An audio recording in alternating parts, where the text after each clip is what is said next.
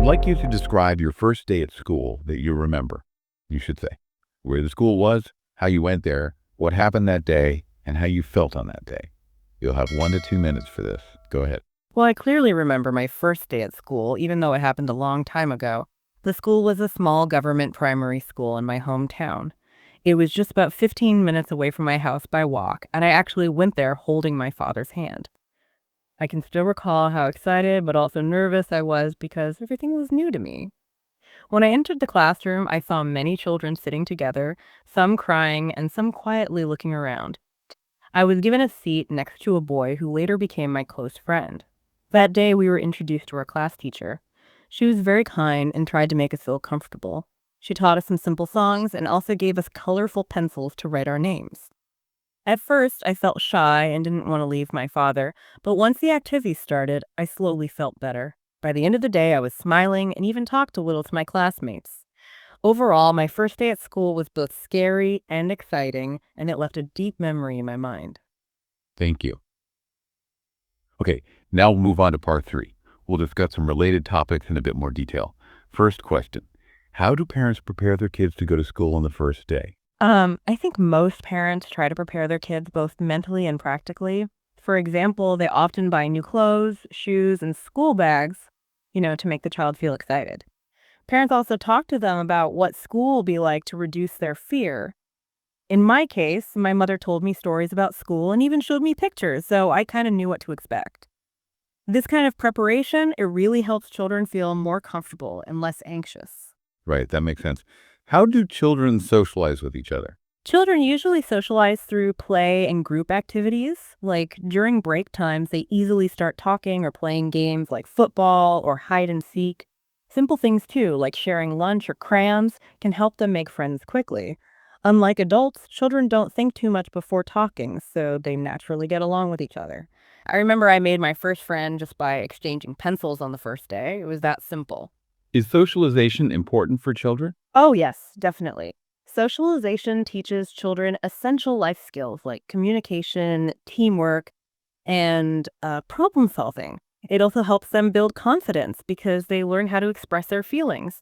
Without socialization, children might feel lonely or, struggle to adjust later in life. For instance, kids who learn to play cooperatively in school often grow into adults who can work effectively in teams. It's foundational. Understood. Okay, let's shift our focus a bit now. As often happens in the IELTS exam, we'll pivot to a new topic area for a broader discussion. Let's delve into the world of work. Okay. What are the reasons for a job change?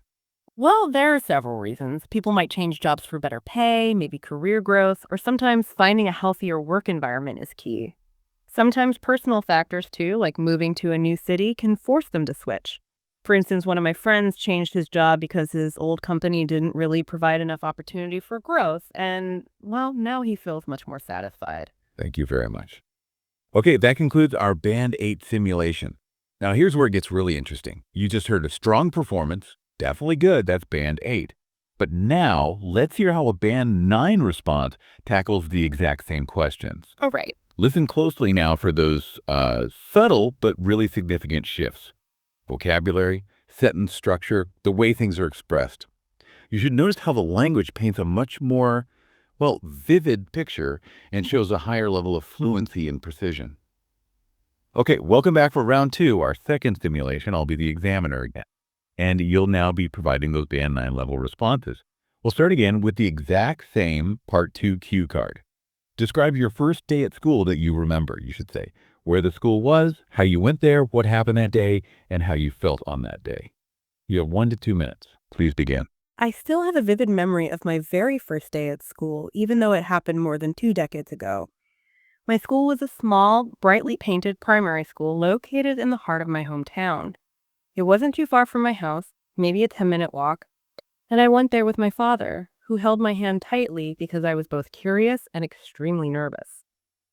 When we reached the classroom, I saw children sitting on tiny chairs, some crying loudly, while others seemed almost amused by the new surroundings. My class teacher, a gentle lady with a warm smile, welcomed each student individually. To make us feel less scared, she asked us to introduce ourselves and then gave us some colorful picture books to look at. The most memorable part for me was when I sat next to a boy who later became my closest friend throughout my school year. We bonded instantly when he shared a chocolate with me during recess. That small act, it just made me feel less afraid and gave me a real sense of belonging.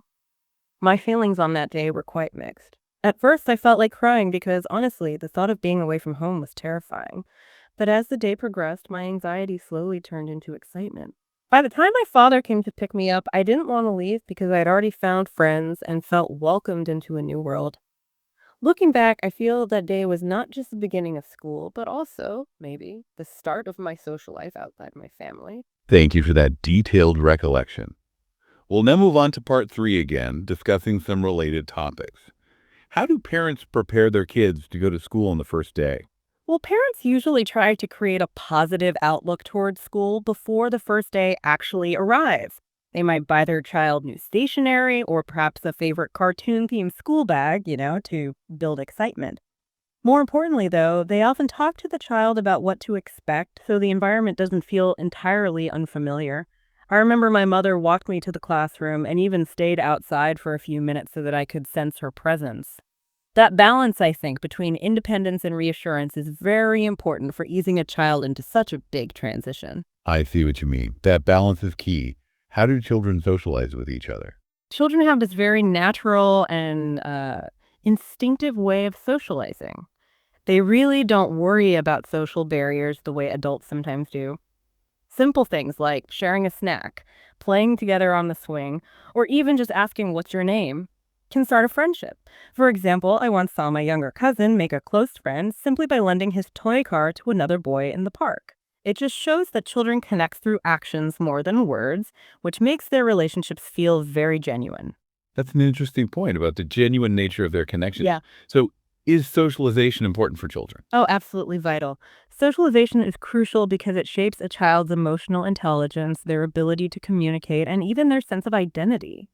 Through interacting with peers, children learn values such as cooperation, empathy, and respect. For example, children who engage in group activities like team sports or drama clubs often develop higher self confidence and better problem solving skills. Without socialization, they may become isolated and find it difficult to adjust in later stages of life. It's fundamental. Thank you for those insights.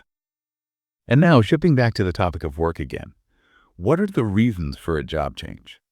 The reasons can vary quite widely. For some people, financial incentives might be the top priority. For others, it's more about professional growth or a desire to work in a completely different field. Workplace culture is another significant factor these days. A toxic or really high pressure environment can definitely push people to seek better opportunities. Personally, I changed my job once because although the salary was decent, the lack of learning opportunities made me feel stagnant. So for me, I think career development is as important as money. Thank you very much. That concludes our Band 9 simulation. So, what does this all actually mean? We've heard both responses, and the difference is, well, you can feel it, can't you? Definitely. But now, let's really peel back the layers. Let's look at the specific words that made that difference. Yeah. Not just what they mean, but why they lift a good answer into an excellent one. This is where we get the important nuggets of knowledge. Exactly. And vocabulary choice is just such a cornerstone of the higher band scores. It's not about just throwing in big words. It's about selecting the right words, the phrases that convey greater precision, nuance, and depth.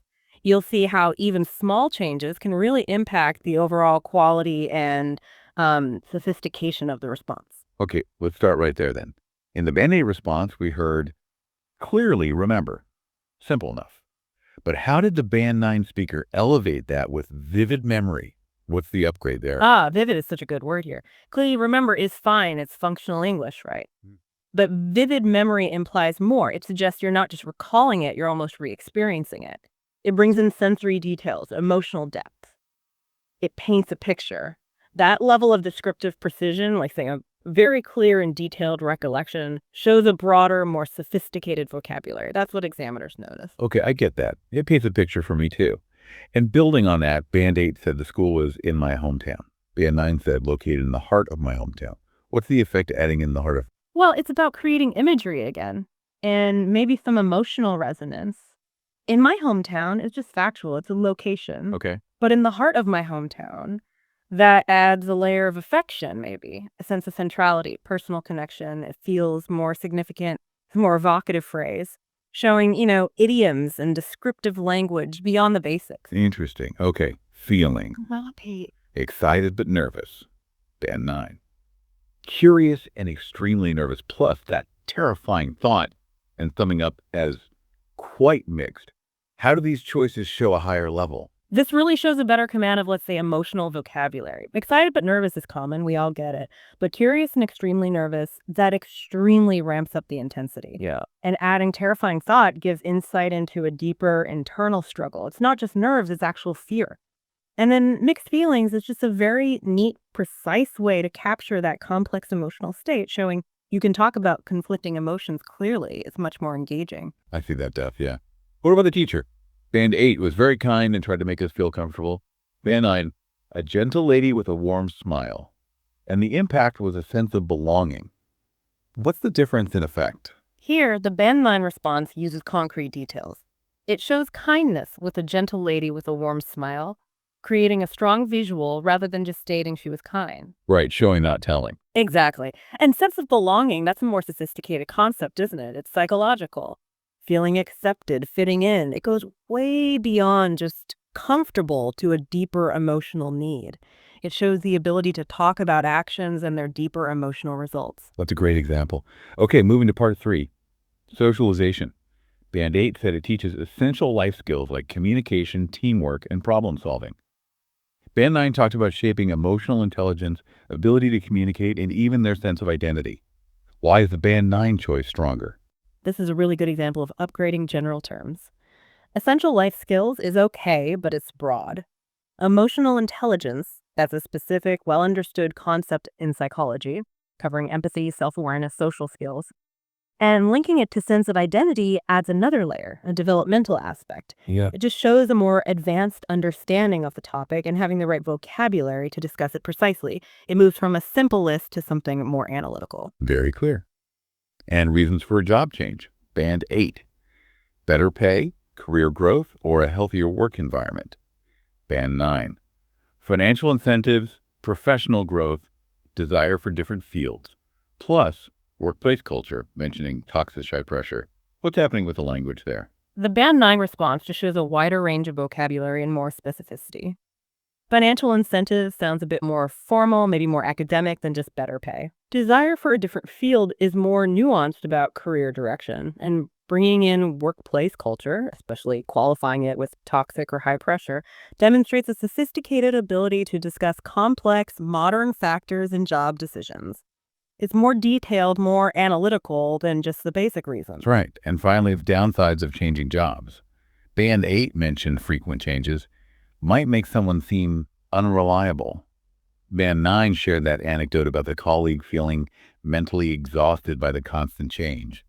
What's the power in that specific Band 9 phrase? It's about impact. The Band 8 answer is logical, sure, but mentally exhausted, that's such a strong descriptive phrase. It's not just tired, it's a deep emotional and cognitive drain. Yeah, you really feel it. Exactly. Mm. And using it in an anecdote, it adds empathy, realism. It makes the point stick. It demonstrates a really advanced vocabulary for expressing these complex emotional and psychological states.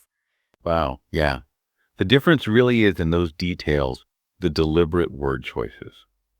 You've now heard firsthand the subtle power of phrasing. It's not just what you say, but how you say it, adding depth, nuance, connecting with the listener. It's clear that moving from Band 8 to 9 isn't some huge leap, but more about precision and richness in your language. And this brings up an important question, maybe, for you, our listener. Beyond any exam, how does this conscious crafting of language, whether you're describing a memory or talking about jobs, how does it impact your ability to connect, to persuade, to just be truly understood in any conversation? That's a great point. How can noticing these nuances in others maybe enrich your own communication, day to day? It's definitely something worth thinking about, maybe exploring a bit on your own. Absolutely. Well, thank you for joining us on this deep dive into the IELTS speaking exam. Keep practicing, keep noticing the language around you, and keep enriching your own expression. We look forward to our next deep dive with you.